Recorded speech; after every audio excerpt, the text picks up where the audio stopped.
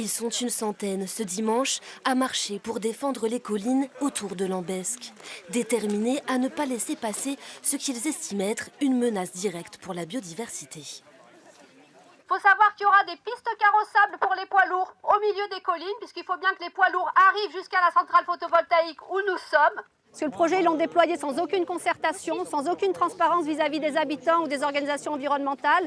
Il est basé sur des informations trompeuses et mensongères, puisqu'en fait, ils décrivent le site ici comme une friche d'un ancien délaissé ferroviaire, alors que le site est totalement renaturé et qu'ils empiètent en plus sur des zones de nature totalement vierges. Ici, environ 20 000 panneaux photovoltaïques devraient être installés, mais pour cela, plusieurs hectares de forêt et de prairies pourraient disparaître. Cette zone, classée Natura 2000, est pourtant l'habitat de nombreux animaux.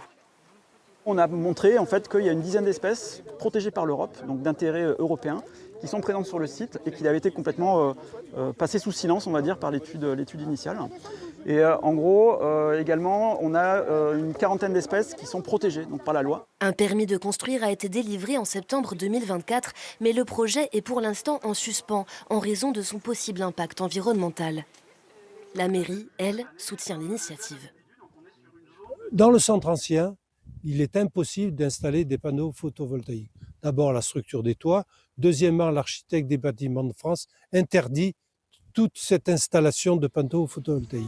Alors que l'entreprise porteuse du projet a déposé une demande de dérogation pour poursuivre son installation, le collectif de défense des collines espère que ce patrimoine naturel pourra être sauvé.